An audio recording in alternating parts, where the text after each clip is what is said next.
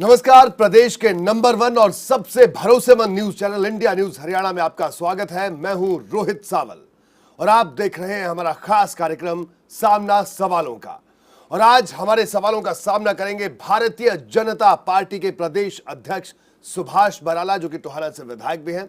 बराला साहब, आपका स्वागत है इंडिया न्यूज हरियाणा में। धन्यवाद। बराला साहब, किस तरह से देखते हैं आप भारतीय जनता पार्टी के बतौर अध्यक्ष आपका अब तक का कार्यकाल, और खास तौर से सरकार भी आपकी है, संगठन आप देख रहे हैं। सरकार और संगठन में जिस सामंजस्य की जरूरत होती है, क्या वो है प्रदेश में? देखिए, सर्वप्रथम तो आपके माध्यम से, आपके न्यूज़ चैनल के माध्यम से सभी प्रदेश और देशवासियों को आज हिंदू नववर्ष है, इसकी बहुत बहुत शुभकामनाएं। जहाँ तक सरकार और संगठन में तालमेल की बात है, निश्चित रूप से जब सरकार होती है तो ये बहुत महत्वपूर्ण होता है कि अध्यक्ष के नाते आप जिम्मेवारी किस प्रकार से निभाते हैं, किस प्रकार से आप सरकार के साथ तालमेल बना करके और उसमें फिर कार्यकर्ताओं का सामंजस्य सरकार के साथ बैठा करके और फिर अच्छे जो सरकार के काम हैं, एक तरफ उनको जनता तक पहुंचाना और दूसरा जनता के अंदर संगठन की पैठ को मजबूत करना। निश्चित रूप से दोनों काम बड़े चुनौतीपूर्ण हैं और मैं समझता हूं अभी तक का जो कार्यकाल मुझे मिला है, मैंने भरपूर कोशिश की है कि इसमें तालमेल बैठा करके संगठन को मजबूत करते हुए सरकार की नीतियों को जनता तक लेकर के जाया जाए।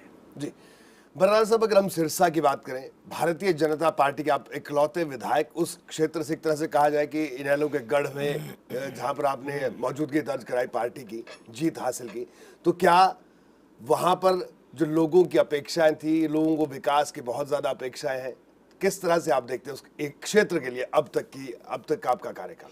देखिए, मैं खाली सिरसा फतेहाबाद की बात नहीं करूँगा।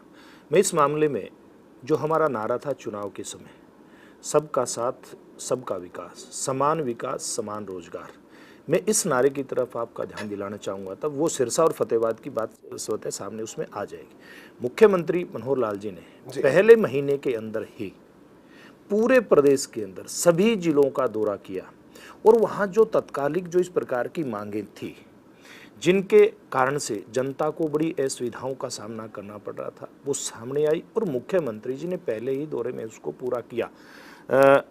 इसके साथ साथ जैसे मैं फतेहाबाद का आपको एक उदाहरण देना चाहूँगा और सिरसा का भी, उसमें जैसे आपने पर्टिकुलर भी जैसे पूछा है जी। फतेहाबाद जिले में सबसे बड़ी एक हमारे लिए जो समस्या थी, खास करके नौजवानों की शिक्षा की। वैसे तो बहुत सारी समस्याएं रहती हैं, पिछली 10 साल की सरकार कांग्रेस पार्टी की हुड्डा साहब के नेतृत्व में इतनी समस्याएं छोड़ करके गई हैं, लेकिन कुछ प्राथमिकताएं रहती हैं। शिक्षा की हमारी प्राथमिकता थी, चाहे सिरसा की चाहे फतेहाबाद की। फतेहाबाद के और फतेहाबाद विधानसभा क्षेत्र में जिले के केंद्र में भूना पड़ता है, आसपास कोई शिक्षा का, उच्च शिक्षा का साधन नहीं था। मुख्यमंत्री जी के पहले ही दौरे में भूना में हमने कॉलेज की घोषणा करवाई। बिल्डिंग ना होते हुए भी स्कूल की बिल्डिंग हमने उधार लेकर के इस सेशन से वहाँ पे कॉलेज शुरू करवा दिया। भूना में सरकारी कॉलेज अभी नए सिरे से उसकी ज़मीन तलाशी जा रही है और ज़मीन मोटे तौर पे उसकी फाइनल हो गई और मैं समझता हूँ इसी साल के अंदर नई बिल्डिंग का निर्माण भी शुरू हो जाएगा और कॉलेज बहुत अच्छा कॉलेज है, वहाँ पर जो चल रहा है वो और अच्छा स्मूथली वहाँ पे चलेगा। इसी प्रकार से सिरसा में भी लड़कियों की शिक्षा के लिए वहाँ पर कॉलेज की घोषणा मुख्यमंत्री जी ने की। ऐसे अनेक छोटे छोटे, कहीं पे स्कूल की अपग्रेडेशन की बात है, कहीं सड़क की है, कहीं नाली की है, कहीं पानी की है। इस प्रकार की जितनी भी चुनौतियाँ हमारे सामने थी, हमने इस 1 साल 4 महीने के कार्यकाल के अंदर पूरे हरियाणा सहित उस क्षेत्र के अंदर हमने ये महसूस नहीं होने दिया कि वहाँ केवल पूरी लोकसभा क्षेत्र के अंदर भारतीय जनता पार्टी का एक विधायक है। जी बराला साहब, कार्यकारिणी के गठन में कोई देरी हो रही है क्या? नहीं, कोई इसमें देरी नहीं है। थोड़ा स्वाभाविक समय जो एक लेना होता है, क्योंकि अब सरकार है, केवल हमने संगठन नहीं चलाना। कुछ कार्यकर्ताओं का समावेश सरकार के अंदर, कुछ का संगठन के अंदर। ये जो तालमेल की बात का सवाल जो आपने पहला ही सवाल उठाया था, ये देरी नहीं है, ये थोड़ा समय केवल उसी बात के लिए लिया जा रहा है और बहुत जल्दी नए संगठन की घोषणा हम लोग करने वाले हैं जी। क्योंकि ऐसा लग रहा है कि बहुत देर हो रही है। बराला साहब प्रदेश अध्यक्ष हैं, पूरे जोश खरोश के साथ पूरे प्रदेश का दौरा करते हैं, लेकिन उनके पास कार्यकारिणी अभी तक नहीं है, इसलिए सवाल उठ रहे हैं। नहीं, देखिए, भारतीय जनता पार्टी कार्यकर्ता की पार्टी है जी। हमारे पार्टी आज हरियाणा प्रदेश में 32 लाख से ज़्यादा प्राथमिक सदस्यों के साथ सबसे बड़ी पार्टी है और इसी प्रकार से सक्रिय सदस्यों की बात करें तो हमारे पास लगभग 20,000 से ज़्यादा हमारे पास सक्रिय कार्यकर्ता हैं। और जो मेरी टीम, जो पुरानी टीम है, आज उसी टीम के साथ मैं काम कर रहा हूँ। इसलिए कभी भी ये एहसास नहीं होता, इतनी बड़ी टीम और बहुत जो कर्मठ टीम है, एक योग्य टीम है, उसके चलते कभी ये महसूस नहीं तो ये होता। चेहरे लेकिन फिर भी कब सामने आएंगे? लेकिन फिर भी बेशक कुछ भी हो, लेकिन फिर भी ये कोई उसका नहीं है, कोई टालने का मामला नहीं है। लेकिन फिर भी क्योंकि जल्दी टीम बनानी है, मैं समझता हूँ अभी हमारी एक्सरसाइज इसमें चल रही है, जल्दी नई टीम आप लोगों के सामने आ जाएगी। बराड़ साहब, जाट आरक्षण आंदोलन के बाद प्रदेश में जो हालात बने, अब जो मौजूदा स्थिति है, किस तरह से आप देखते हैं पार्टी को, संगठन को? क्योंकि उस दौरान सरकार का फेल्यूर सामने आया, आपके संगठन, आपके सरकार के विधायक, मंत्रियों तक ने बात कही। आपका क्या कहना? सरकार फेल रही उस पूरे आरक्षण आंदोलन से निपटने में? देखिए, बहुत बड़ी चुनौती ये जो आरक्षण का आंदोलन था हमारे सामने थी। इसमें एक चीज़ इस पे विशेष देखने वाली है, इसमें आंदोलन बहुत हुए हरियाणा प्रदेश के अंदर। आज तक ऐसा कोई आंदोलन, हरियाणा की बात नहीं, आप पूरे देश के अंदर देखिए या किसी भी लोकतांत्रिक देश के अंदर आप देखिए, कोई भी आंदोलनकारी संगठन अपनी मांग रखता है, उसकी मांग सरकार पूरी करती है और वो लोग फिर भी आंदोलन करते हैं। और केवल आंदोलन नहीं होता, हिंसा होती है। और बड़ी दुर्भाग्यपूर्ण स्थिति हमारे सामने ये थी कि हरियाणा के अंदर इस प्रकार की हिंसा हुई और 30 लोग अपनी जान गंवा बैठते हैं इस हिंसा के अंदर। ये बहुत बड़ा एक, मैं समझता हूँ। लेकिन जैसे मैंने कहा कि मांगे मानने के बाद भी आंदोलन होता है, यानी कि इसका क्या मतलब था, क्या अर्थ था इसका, कि राजनीतिक षड्यंत्र, वो धीरे धीरे सामने भी आए हैं और भी सामने आएंगे। लेकिन दूसरी बात जो मैं कहता हूँ, फेलियर का जो आपने एक बात कही है, हाँ घटनाएं हुई हैं, इसको कोई नकार नहीं सकता, जनता के सामने है। 30 लोगों की जान गई है, वो हरियाणा की जनता के सामने बड़ा दुखद है। लेकिन जितने कम समय के अंदर पूरी स्थिति थी उसको संभाला गया। आंदोलन तो पहले भी, आरक्षण का ही आंदोलन, मंडल कमीशन का आंदोलन 3 महीने तक चला था और लगभग 28 जानें उस समय गई थी। और बहुत सारे आंदोलन, चाहे कादमा का किसान आंदोलन, चाहे कंडेला का किसान आंदोलन, चाहे पृथला का आंदोलन, ऐसे अनेक हरियाणा प्रदेश के अंदर किसान और दूसरे आरक्षण से संबंधित भी आंदोलन हुए हैं जिनका समय बड़ा लंबा था। इसको हमने इतनी विपरीत परिस्थितियों के बावजूद भी और हमारे खिलाफ राजनीतिक षड्यंत्र रचे जाने के बावजूद भी कम समय के अंदर इसको रिकवर किया। ये सरकार और मुख्यमंत्री जी काबिलियत को दर्शाता है।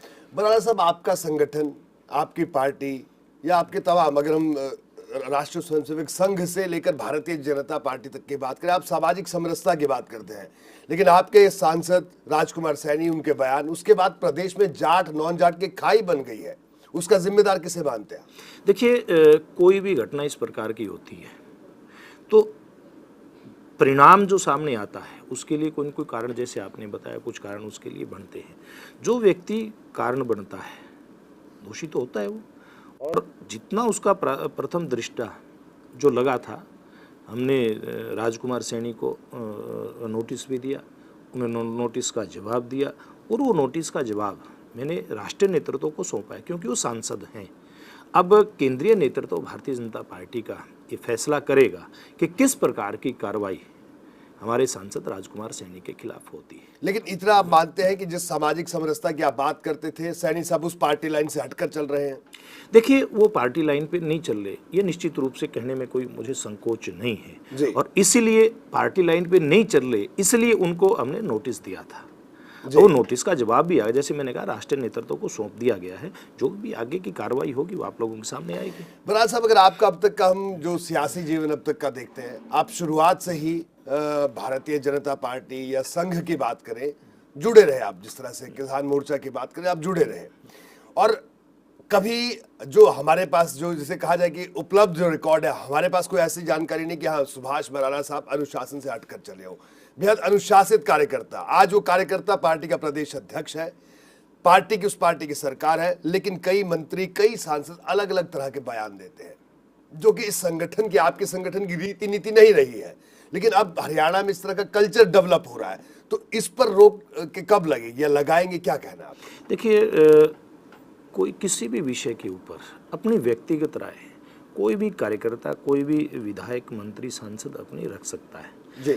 लेकिन मैं नहीं समझता कि इस दौर के अंदर कोई बहुत बड़ा ऐसा कोई बयान पार्टी लाइन जो हमने तय की किसी विषय के ऊपर, किसी पर्टिकुलर विषय के ऊपर, आज तक ऐसी कोई किसी विधायक या मंत्री ने ऐसी कोई बात नहीं की है। जाट आरक्षण नहीं की है। आंदोलन के दौरान आपके कई विधायक अलग अलग से कहने शुरू हो गए। राजकुमार सैनी साहब ने बात कही, इसके अलावा कई विधायक भी थे देखिए, जो मुखर हुए। राजकुमार सैनी को हमने नोटिस दिया जी। दूसरे विधायक हैं। कई बार क्या होता है कि आदमी चलते चलते कहीं न कहीं कोई परिस्थितियां ऐसी बनती हैं कि परिस्थितिवश कोई बात उसके वहाँ से निकलती है। लेकिन एक बात बिल्कुल साफ है, शुरू से लेकर के आखिर तक, चाहे सरकार की बात कर लें, इस पर्टिकुलर आंदोलन की हम बात कर लें, शुरू से लेकर के आखिर तक जो पार्टी लाइन तय हुई, किसी भी विधायक और मंत्री ने पार्टी लाइन को तोड़ा नहीं है। सब लोग, मुख्यमंत्री जी ने वायदा किया था आंदोलनकारी संगठनों से जो जाट आरक्षण मांग रहे थे कि हम आपको आरक्षण देंगे। केंद्रीय नेतृत्व ने विश्वास दिलाया था।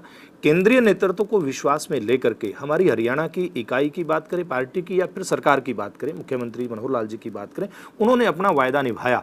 और वायदा निभाया, उसके बाद किसी भी विधायक या मंत्री ने इसके खिलाफ एक शब्द भी कहीं भी नहीं बोला, कहीं भी नहीं बोला। जी बराल साहब, एक और सवाल। आप चूंकि आप प्रदेश अध्यक्ष हैं पार्टी के, इसलिए आपसे बहुत ज्यादा सवाल हम कर रहे हैं अनुशासन और इन तमाम चीजों को लेकर। आपके मंत्री हैं, अगर हम बात करें कोसली से जो विधायक भी हैं, और आपके एक बड़े सीनियर प्रवक्ता, पिछले दिनों उनका विवाद सामने आया। आपके एक प्रवक्ता कहते हैं कि साहब मंत्री जी ने जो चुनाव हुए, जिला परिषद या ब्लॉक समिति के चुनाव हुए, उसमें गड़बड़ करवाई, सीधे आरोप लगाए, एक दूसरे पर खुलकर बयानबाजी हुई। इस तरह की बयानबाजी को किस तरह से आप देखते हैं? देखिए, ये जो, क्या आप ये मानते हैं कि आपने जो आयात किए चुनावों के वक्त जो नेता, वो आयातित नेता आपके लिए परेशानी का सबब बन रहे हैं? देखिए, ऐसा नहीं है। ये जो चुनाव हैं, ये पंचायती राज के चुनाव, देखिए इसमें बहुत सारे हमारे कार्यकर्ता जीत करके आए हैं, बहुत सारे कार्यकर्ता, सक्रिय कार्यकर्ता भी, पदाधिकारी भी, चाहे वो सरपंच पंच हैं या जिला परिषद ब्लॉक समिति के मेंबर हैं। लेकिन जब वहाँ पे चुनाव करना होता है चेयरमैन का, तो कई बार नहीं, कुछ बार कह सकता हूँ मैं, कुछ बार ऐसा होता है कि जैसे आप इसकी बात करें, इस इंसिडेंट कोसली की, तो कई बार ऐसा होता है, वो वहाँ पे कोसली में हुआ कि हमारे वहाँ पे मंत्री और उनकी थोड़ा सा उस पर सहमति किसी दूसरे जिस व्यक्ति को बनाया उस पर नहीं बनी थी। स्वाभाविक बात है, इसमें अस्वाभाविक कुछ भी नहीं है। और इतना बड़ा मामला नहीं है कि जितना आप इसको दिखाना चाह रहे हैं। एक सामान्य सी बात थी, वो कुछ और कहना चाह रहे थे, वो कुछ और, लेकिन एक फैसला जो हुआ उसके ऊपर फिर सबसे। बराल साहब, हम नहीं दिखाना चाह रहे, वो पीड़ा हमने आपके पार्टी के सीनियर प्रवक्ता की देखी है, हमारे टेलीविजन चैनल पर हमने देखी है, इसलिए सवाल हमने ऐसा नहीं है, क्योंकि मेरे पास मेरी सबसे बात हुई इस दौर के अंदर। एक बार होता है भाई, कई मन की कोई बात नहीं पूरी होती तो स्वाभाविक कोई बातें निकलती हैं, लेकिन ऐसा कुछ नहीं है कि उससे कोई अनुशासनहीनता बहुत बड़ी वहाँ पर कोई उपजी हो, कोई ऐसा नहीं है। बराल साहब, आप हमारे साथ बने रहिए, एक छोटे से ब्रेक के लिए यहाँ पर रुकेंगे। ब्रेक के बाद जल्द हाजिर होंगे और सुभाष बराला जी हमारे तमाम सवालों का सामना ब्रेक के बाद भी करते रहेंगे।